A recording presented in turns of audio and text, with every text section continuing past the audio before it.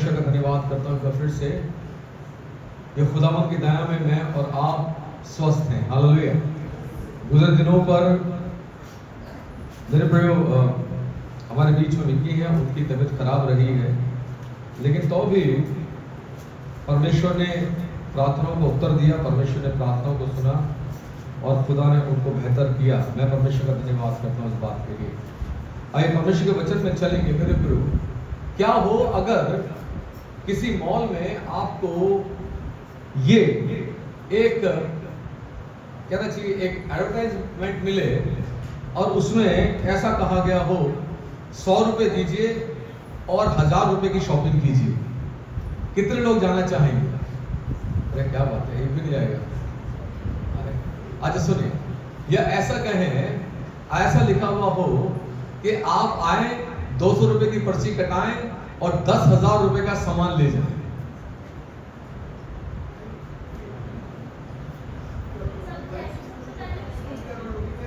गड़बड़ होगी, कोई लोगों को डाउट हो जाता है ना, कुछ गड़बड़ होगी, है ना। लेकिन मजे की बात यह है कि हमें से कोई ऐसी जगह पे जाना नहीं चाहता है जहां पर हमें 200 रुपए में 10,000 का सामान मिल जाए।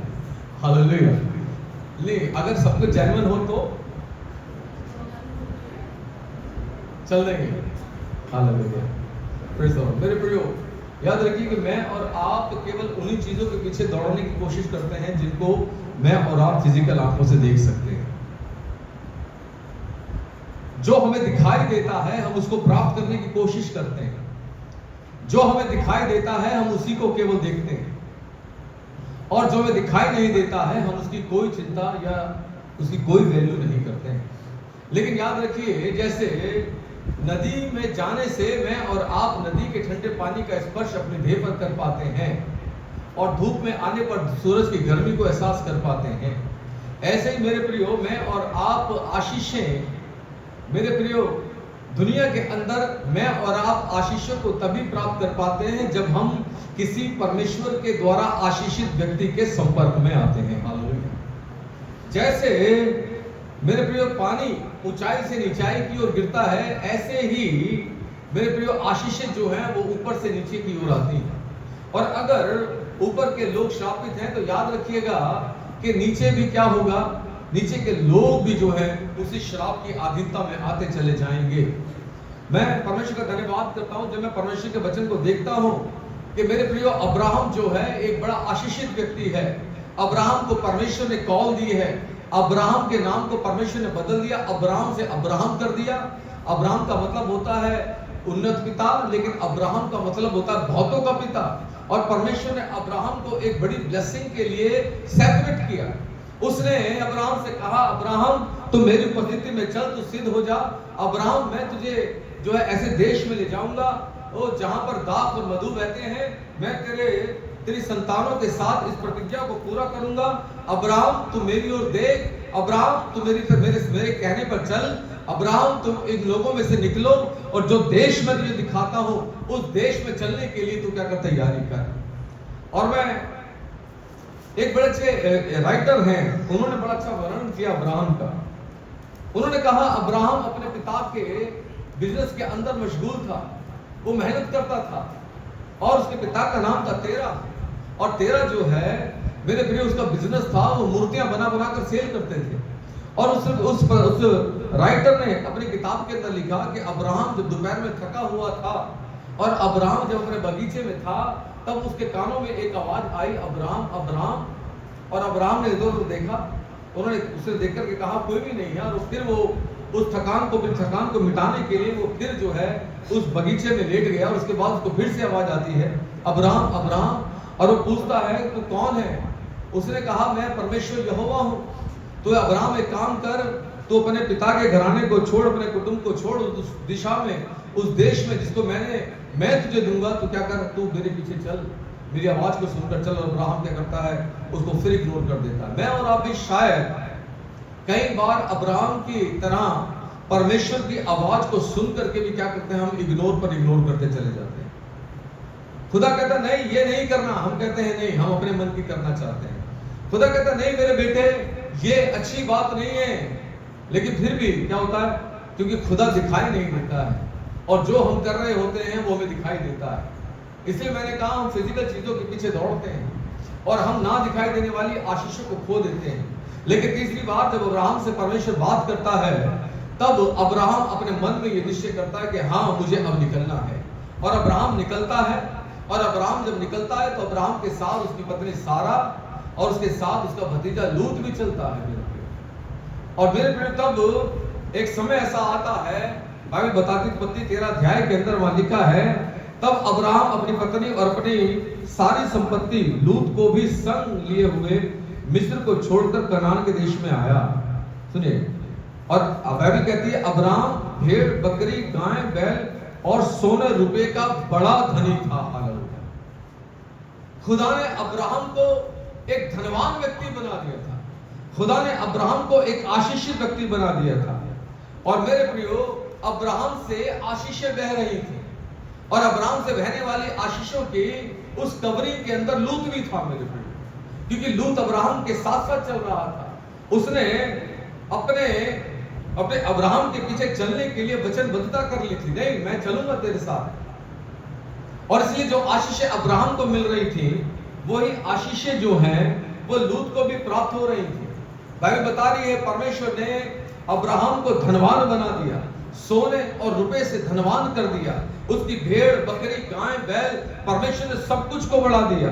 और तब आगे लिखा है 5वें पद में, लूत के पास भी जो अब्राहम के साथ चलता था भेड़ बकरी गाय बैल और तंबू थे। और उसके पास भी क्या हो गया, सब कुछ था। या ऐसा कहें कि आशीषें अब्राहम से होकर के बह रही थी, और वो आशीषें लूत के ऊपर आई। और जब लूत के ऊपर आशीषें आई तो लूत भी क्या हो गया, लूत भी क्या हो गया, वो भी धनवान बन गया, वो भी बढ़ने लगा। हालेलुया। उसकी भी हर चीज के ऊपर ब्लेसिंग आने लगी। यद्यपि लूत परमेश्वर यहोवा को नहीं जानता था, जबकि परमेश्वर लूत से बात नहीं करते थे, जबकि परमेश्वर ने लूत को इग्नोर कर रखा था, क्योंकि परमेश्वर तो केवल अब्राहम से बात करते थे। परमेश्वर की योजना केवल अब्राहम के साथ थी, लूत के साथ नहीं थी। लेकिन लूत की एसोसिएशन जो अब्राहम के साथ थी, उसके कारण से लूत भी आशीषित होता चला जा रहा था। लूत भी आशीषित हो रहा था। कुछ समय पहले एक बड़े अच्छे पास्टर हैं हमारे साहिबाबाद के, उनका नाम है पास्टर पीसी अलेक्जेंडर, पीटीएल के वो डायरेक्टर हैं।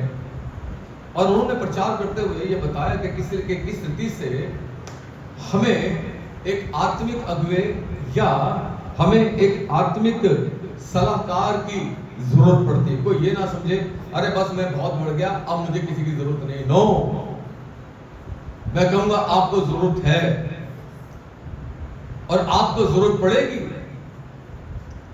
खुदा ने शाऊल के स्थान के ऊपर दाऊद को राजा बना दिया, और जब राजा दाऊद बन गया तो सब कुछ उसके हाथ में था। लेकिन फिर भी उसके जीवन में एक बात की घटी थी कि आखिर वो किसके पास जाए, किससे काउंसिल करे, अपने मन की बातों को किससे कहे। और तब बाइबल बताती है कि दाऊद जो है वो शमूएल के पास गया। और बाइबल कहती, इसको आप पढ़िएगा कभी मौका लगे, दाऊद और शमूएल के बारे में। तो बाइबल वहां कहती है कि दाऊद ने शमूएल के पास जाकर के अपने दिल की बातों को खोला।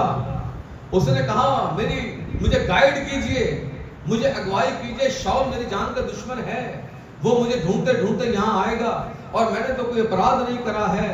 और तब शमूएल से कहता है कि तू घबरा मत, तू डर मत, तू क्या कर, तू भी इन नबियों के साथ हो जा जो भविष्यवाणी कर रहे थे।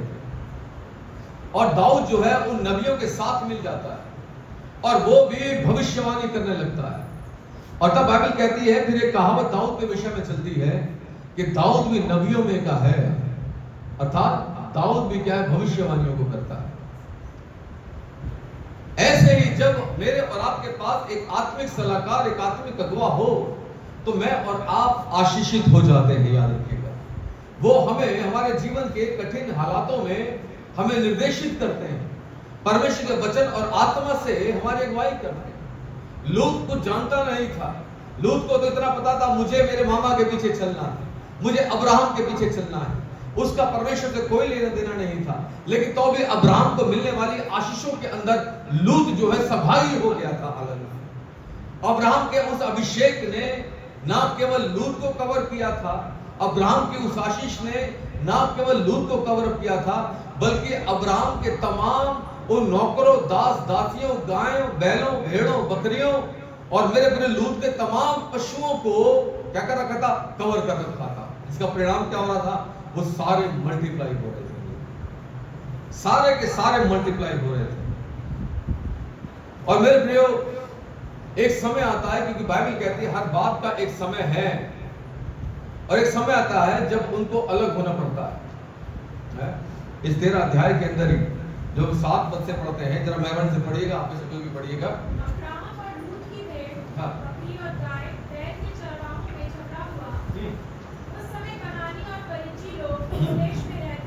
हाँ। तब अब्राहम लूत से कहने लगा, हाँ। मेरे और तेरे बीच और मेरे और तेरे चरवाहों के बीच में झगड़ा ना होने पाए, क्योंकि हम लोग भाई बंधु हैं। हाँ। क्या सारा देश तेरे सामने नहीं? अब्राहम कहता है, लूत, ये अच्छी बात नहीं है कि तेरे चरवाहों के बीच में और मेरे चरवाहों के बीच में झगड़ा हो। अरे हम तो आपस के लोग हैं। और इसलिए वो कहता है, इसलिए तू एक काम कर कि तू क्या हो जा? मुझसे अलग हो जा, तो मुझसे अलग हो जा। और मैं और आप देखते हैं कि लूत जो है आसानी से मान जाता है, और परमेश्वर अब्राहम कहता है, यदि तू बाईं ओर जाए तो मैं दाहिनी ओर जाऊंगा, और यदि तू दाहिनी ओर जाए तो मैं बाईं ओर जाऊंगा। आप जानते हैं, कई बार हम अपनी आशीष की उस खान को छोड़ देते हैं। कई बार होना क्या चाहिए था? होना यह चाहिए था कि लूत को कहना चाहिए था, मामा कुछ भी हो जाए मैं आपको छोड़ करके नहीं जाऊंगा। मैं इतना सा लेके चला था, और हमारे सामने कोई मंजिल नहीं थी, कोई ठिकाना नहीं था, कोई लक्ष्य नहीं था, लेकिन आपके साथ रहते हुए मेरी कितनी बढ़ोतरी हो गई है। हाँ, हम एक काम करते हैं कि हम अपने चरवाहों को, अगर मेरे चरवाहे दाईं ओर जाएं तो आप अपने वालों को बाईं ओर भेजिए, उनमें झगड़ा नहीं होगा। लेकिन ये परमेश्वर की योजना थी क्या? कि लूत को परमेश्वर क्या करे? अलग करे। हालेलुया। और ये लूत के चुनाव के ऊपर डिपेंड कर रहा था। आज मेरे और आपके सामने भी कई बार बहुत सारे चुनाव करने के अवसर आते हैं। क्या हम क्या चुने? क्या हम हरी चराई को चुने, या क्या हम परमेश्वर की आवाज के अनुसार चलने का प्रयास करें? और अगर मैं और आप परमेश्वर के साथ चलने का प्रयास करते हैं, तो मेरे प्रियो, मैं आपको बताऊंगा कि हो सकता है रास्ता कठिन हो, सकरा हो, लेकिन उसके बाद में परमेश्वर आपको बड़ी ब्लेसिंग से क्या करेंगे? भर देंगे। हालेलुया।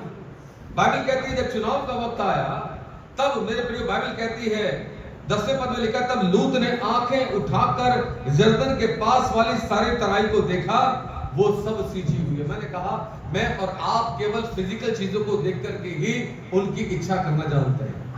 हमें वही चाहिए जो हमें दिखाई दे रहा है, लेकिन हमें वो नहीं चाहिए जो हमें दिखाई नहीं दे रहा है लेकिन वो है।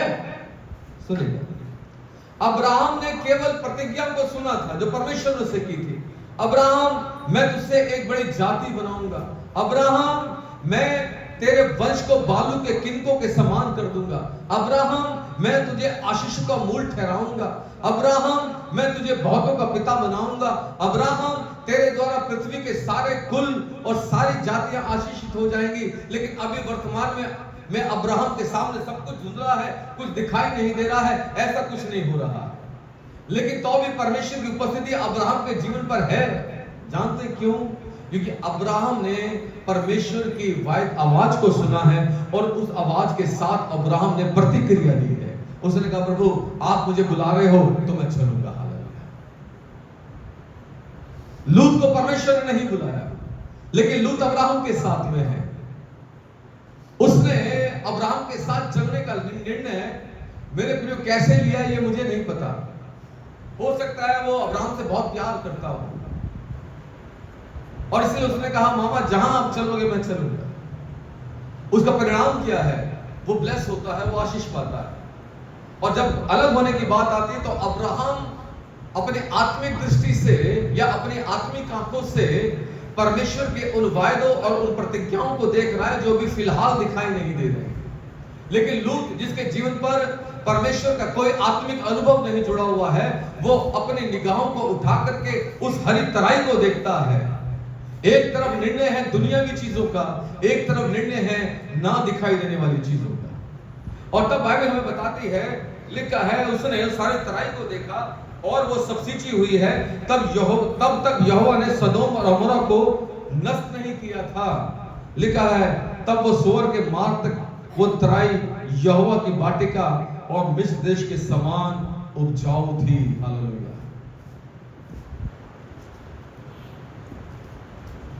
सुनिए, अगर मैं और आप लूत के स्थान पर होते तो मेरा और आपका निर्णय क्या होता? हो सकता है कि मैं और आप भी लूत के समान उस हरी तराई को या चराई को चुन लेते हैं।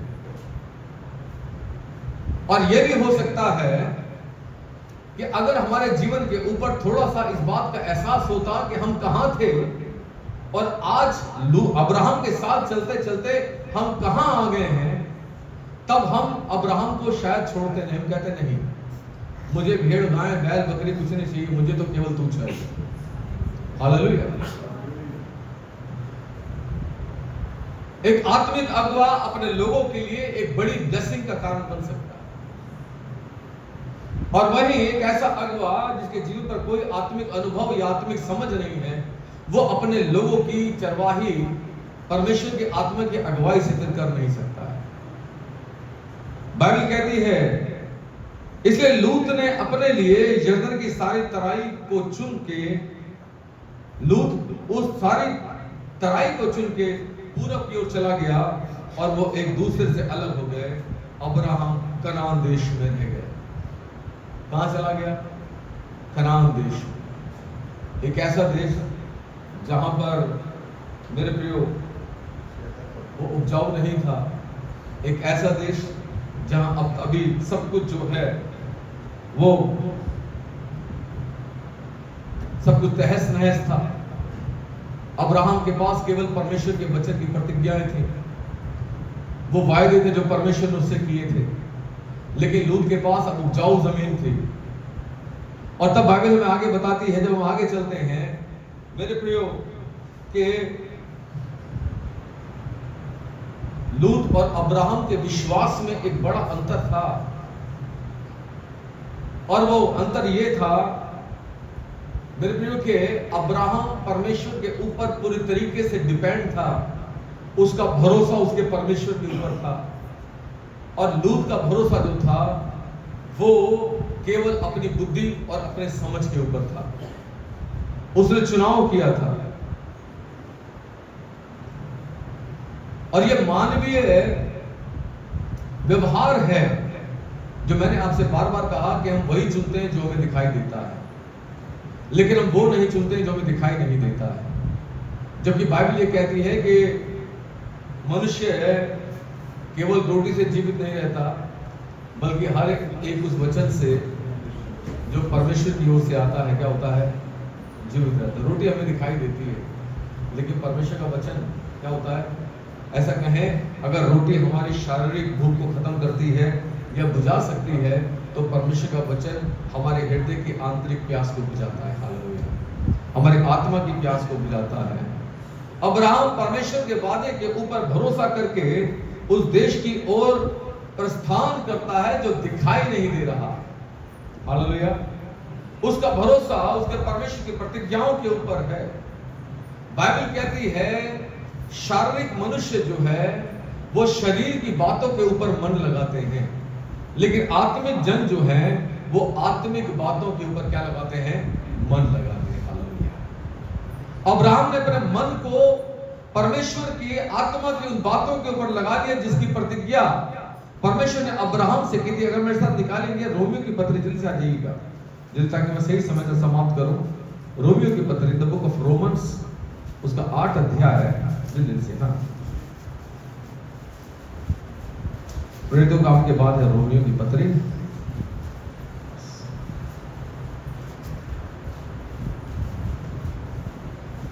8 अध्याय, जरा 5 पद से हम लोग कोई पढ़िएगा, 5 से लेकर के और 8 पद तक हम पढ़ेंगे, फिर हम आगे चलेंगे। हाँ, ऊंची आवाज से कोई पढ़िए, ऊंची आवाज से। क्योंकि शारीरिक व्यक्ति शरीर की बातों पर मन लगाते हैं, परंतु आध्यात्मिक आत्मा की बातों पर मन लगाते हैं। हाँ, शरीर पर मन लगाना तो मृत्यु है, परंतु आत्मा पर मन लगाना जीवन और शांति है। आगे पढ़िए। क्योंकि शरीर पर मन लगाना तो परमेश्वर से बैर रखना है, हाँ, क्योंकि ना तो परमेश्वर की व्यवस्था के अधीन है और ना हो सकता है। और जो शारीरिक दशा में है वह परमेश्वर को पसंद नहीं करता। हालेलुया। बाइबल कहती है क्योंकि शारीरिक व्यक्ति जो है वो शरीर की बातों के ऊपर मन लगाते हैं, परंतु आध्यात्मिक आत्मा की बातों के ऊपर मन लगाते हैं। अब्राहम ने आत्मा की बातों के ऊपर अपने मन को लगाया, क्योंकि परमेश्वर के पवित्र आत्मा ने उससे इस बात की प्रतिज्ञा दी, अब्राहम मैं तुझे जातियों का मूल बनाऊंगा, तो आशीषों का मूल में ठहरेगा, तेरे पास तेरा वंश जो है बालू को किंदे के समान होगा। अभी दिखाई कुछ नहीं दे रहा, लेकिन अब्राहम के मन में परमेश्वर के वो वचन बैठे हुए, वो प्रतिज्ञा बैठी हुई है, जो उसको आने वाले समय में आशीषों का मूल पिता बना देगी। लेकिन वहीं दूसरी तरफ लूत है, और लूत जो है अपने जीवन से परमेश्वर को प्रसन्न करने में असफल है, क्योंकि वो दिखाई देने वाली बातों के ऊपर अपने मन को लगा के रखा है। ये शारीरिक लोग हैं मेरे प्रिय। लूत एक जिस्मानी व्यक्ति है, उसकी अभिलाषाएं, उसकी लालसाएं केवल उसके जिस्म तक सीमित हैं। क्या खाएंगे, क्या पिएंगे, कहां रहेंगे, कैसे करेंगे। लेकिन वही एक आध्यात्मिक व्यक्ति है, वो कहता है ओ परमेश्वर मेरी सारी बातों का हल है, और जब मैं परमेश्वर की बात को मानूंगा तो परमेश्वर मेरी चिंता क्या करेगा, अपने आप करेगा। हालेलुया। और वास्तव में मेरे प्रिय परमेश्वर अपने लोगों की चिंता जो है वो करता है। ऐसा नहीं कि परमेश्वर अपने लोगों को भूल जाए या अपने लोगों की चिंता को ना करे। उसने अपने यीशु मसीह ने इस बात को कहा मत्ती सुसमाचार के अंदर, आकाश के पक्षियों को देखो, वो ना तो बोते हैं ना वो काटते हैं, तो भी तुम्हारे स्वर्गीय पिता क्या करता है, उनको खिलाता है। हालेलुया।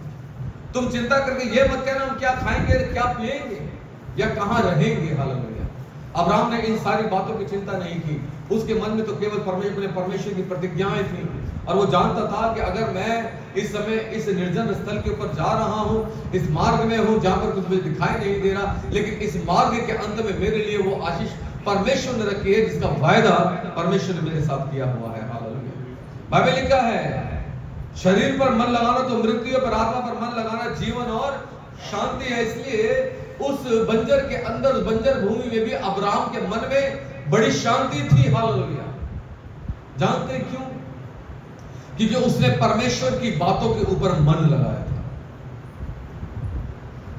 थोड़े दिन पहले मेरे पास एक मेरी बहन ने जो है एक वीडियो भेजा था 1930 से लेकर के और वर्तमान समय तक, और उसमें उस वीडियो के अंदर ये था कि इंसान उस समय में अपना अधिकतम तक समय जो है वो किसके साथ बिताता था, और उसके अंदर जो है ग्राफ चलता है, साल बदलते चले जाते हैं, और सबसे ज्यादा समय इंसान जो बिताता था वो अपने मित्रों के साथ बिता रहा था 1930 में, ठीक है, और बाकियों के साथ कुछ परसेंट वो बिता रहा था। लेकिन जैसे जैसे ग्राफ आगे चलता जाता है, जैसे ग्राफ चलता जाता है, सब चीजें कम होती चली जाती हैं, कम होती चली जाती हैं, और वर्तमान समय में जब पहुंचते हैं तब उस समय पर इंसान सबसे ज्यादा समय जो बिताता है वो ऑनलाइन बिताता है, अपने फोन के साथ या अपने लैपटॉप के साथ।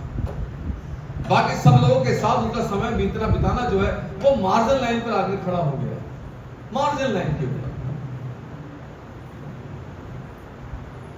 और चूंकि ज्यादा समय ऑनलाइन बिताता है तो इसलिए मेरे प्रिय परमेश्वर के पास या परमेश्वर के साथ बिताने के लिए समय जो है वो नहीं है। उसके पास सब कुछ सुनने का समय है, लेकिन परमेश्वर की सुनने का समय नहीं। उसमें ऑनलाइन सजेशन देने वालों की बातों को मानने के लिए लोग तैयार हैं, लेकिन परमेश्वर का वचन जो कहता है उसको मानने के लिए तैयार नहीं। और अब तो ऐसी ऐसी खबरें आने लगी हैं कि कई लोग जो है डर जाते हैं देख करके, उन खबरों को देख करके डर जाते हैं, है ना। और जब से मेरठ का कांड हुआ है तब से तो उसके बाद से ज्यादा लोगों में डर है।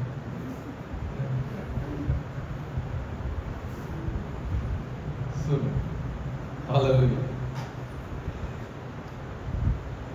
फिर से 8वां पद कहता है जो शारीरिक दशा में है वो परमेश्वर को प्रसन्न नहीं कर सकते।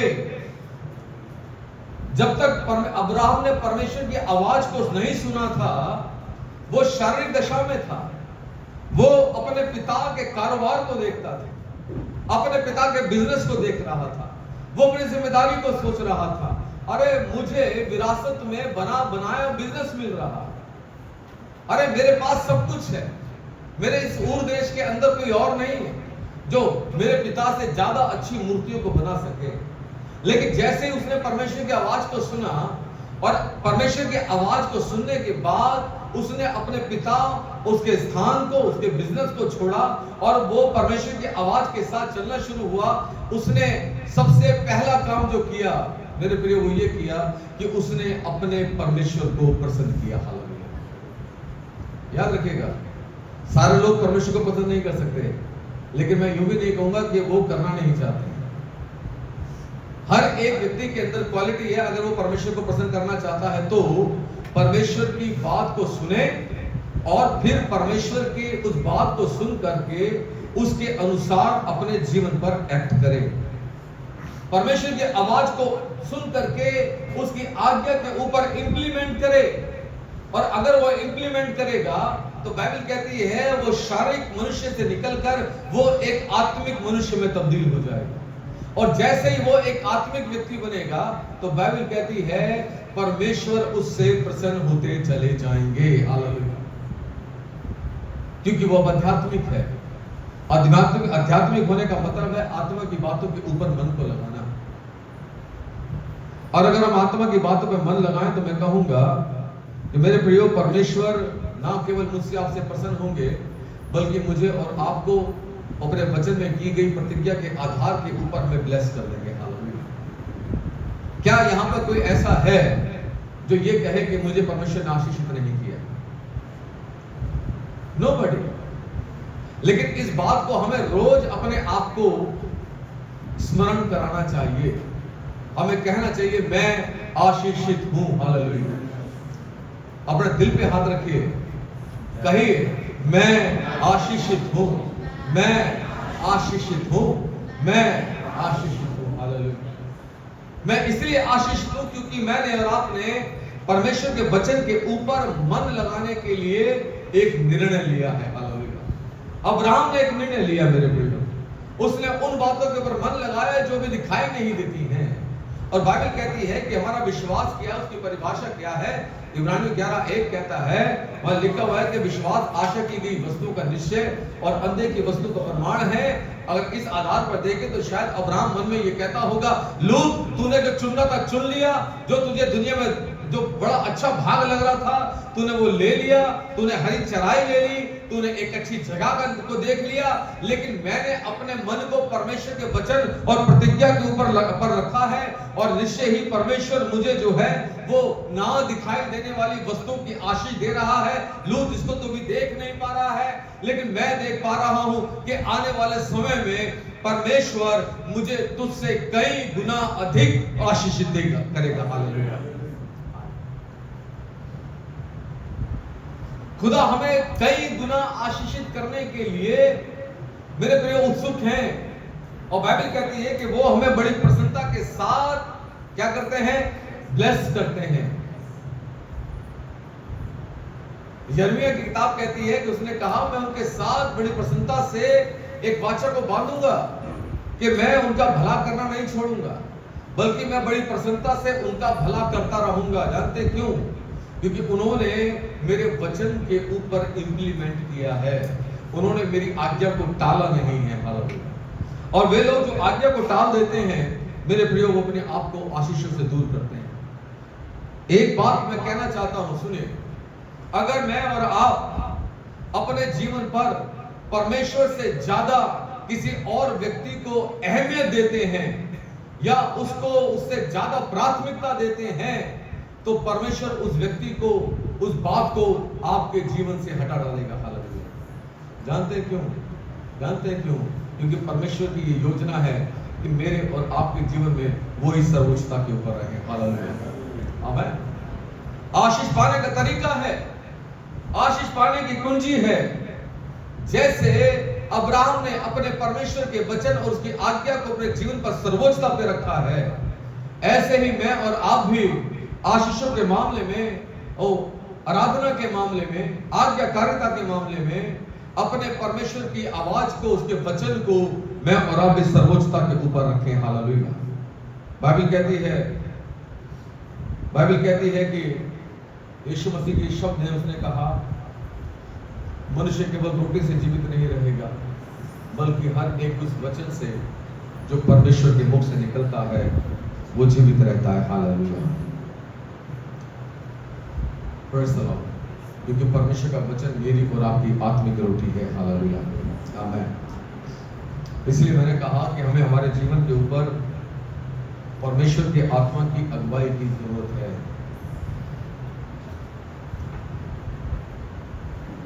कई बार परमेश्वर जब बोलता है, जब बातचीत करता है, तो मेरे प्रियो उस समय पर शांत होकर के सुनने में ही मेरी और आपकी भलाई है।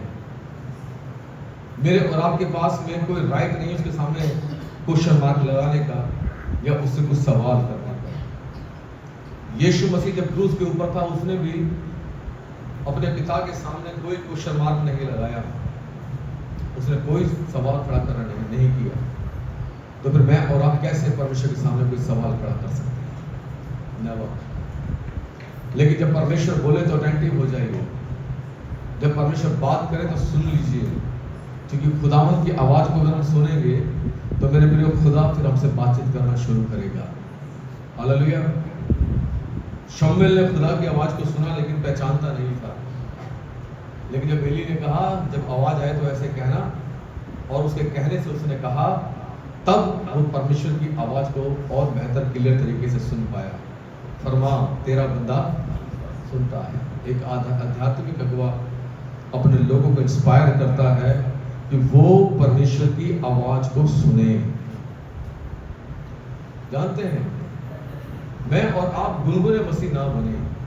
मैं बार बार इस बात को कहता हूं, बल्कि अपने कानों को परमेश्वर को दे, कहें प्रभु मेरे कानों को खोलिए ताकि मैं आपकी आवाज को सुनूं। यशायाह की किताब में लिखा है, परमेश्वर यहोवा मुझे प्रति भोर उठाता है, वो मेरे कानों को खोलता है और मैंने इनकार नहीं किया। अगर मैं और आप अपने आत्मिक कानों को खुलना चाहते हैं तो हमें परमेश्वर की बात को सुनना पड़ेगा, परमेश्वर की आवाज को हमें जानना पड़ेगा। हालेलुया। भजनकार जो है, भजन का 123 की 2 में देखिए क्या लिखा है, पढ़िए। तो मैं प्रार्थना करता हूं आपके लिए। यस, पढ़ दीजिए, पहले पद पढ़ दीजिए। यात्रा का एक गीत है, दाऊद ने लिखा है। देखिए क्या कहता है।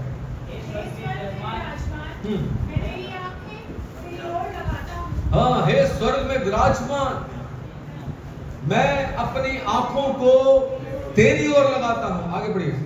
जैसे दासों की आंखें हाँ, अपने स्वामियों के हाथ की ओर, और जैसे दासियों की आंखें अपनी स्वामिनी की हाथ की ओर लगी रहती हैं, हाँ, वैसे ही हमारी आंखें हमारे परमेश्वर यहोवा की ओर हाँ, उस समय तक लगी रहेंगी, हाँ, जब तक वह हम पर रुकने ना हो। अपने परमेश्वर की ओर अपनी दृष्टि को लगाए रखें, क्योंकि तुम आपका परमेश्वर, मेरा परमेश्वर, मेरे प्रियो, वो भी अपनी दृष्टि को हमारे ऊपर लगा के रखता है।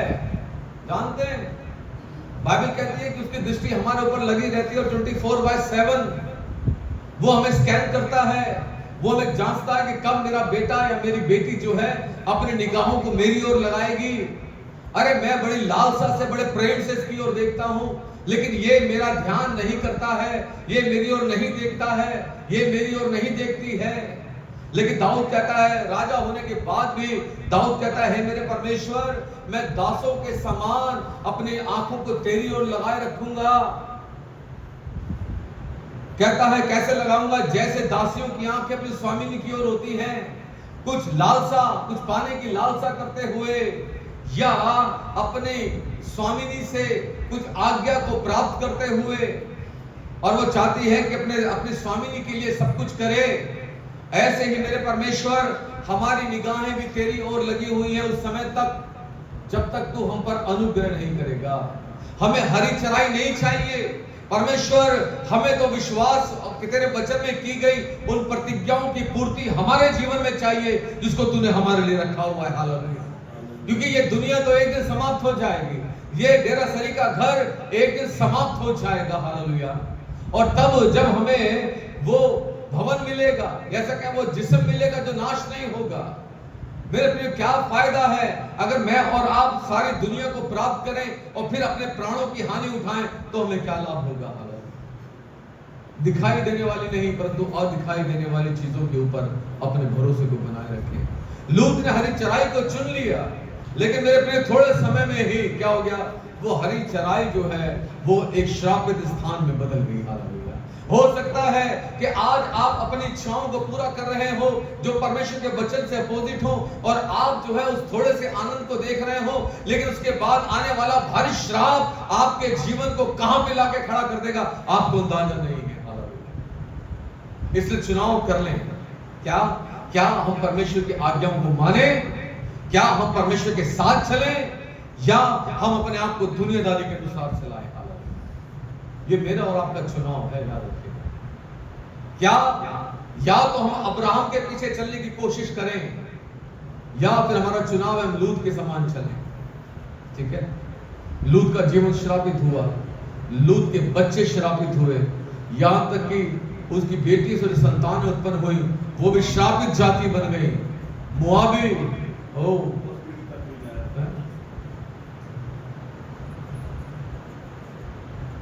चुनाव मुझे और आपको करना है। क्या एक आशीषित अगुवे के साथ चलें, या मेरे प्रियो हम उनके साथ चलें जिनके अंदर आत्मिकता की कोई बात ना हो। अगर मैं और आप किसी आत्मिक अगुवे के साथ चलेंगे तो मैं कहूंगा निश्चय ही आप आशीष पाएंगे, क्योंकि आशीष ऊपर से बहेगी और नीचे तक आएगी।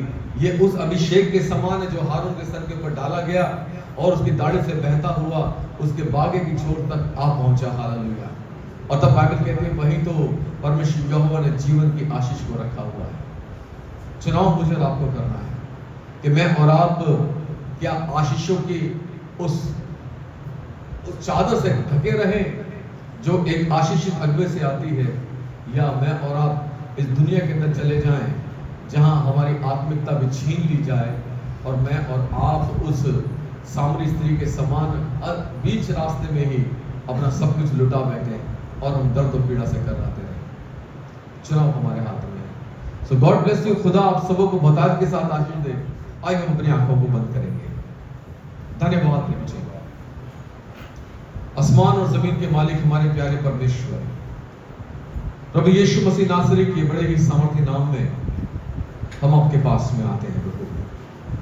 प्रभु खुदा तेरा शुक्र करते हैं तेरी बड़ी दया, तेरे बड़े अनुग्रह के लिए। तू हमारा संभालने वाला है, हमारा चलाने वाला, हमारा यहोवा यिरे, हमारा यहोवा निसी, हमारा बैनर तू है। खुदा हमारा झंडा तू है। प्रभु अपने दासों की सहायता कर, अपने लोगों की सहायता कर कि वो एक ऐसे मार्ग को चुने खुदा उनके जिसके द्वारा उनके ना केवल वे आशीषित हों बल्कि उनकी आने वाली जनरेशन भी आशीषित हो जाए। प्यारे परमेश्वर, मैं प्रार्थना करता हूँ एक जन को तेरे हाथ में सौंपते हैं, तेरी योजनाओं के धन्यवाद करते हैं खुदा, और धन्यवाद के साथ इस सारी विनती प्रार्थना को हम मांगते हैं आप ही के प्रिय पुत्र हमारे उद्धार करता प्रभु यीशु मसीह नासरी के बड़े ही जिंदा जलालू सामर्थ्य नाम से। आमीन आमीन।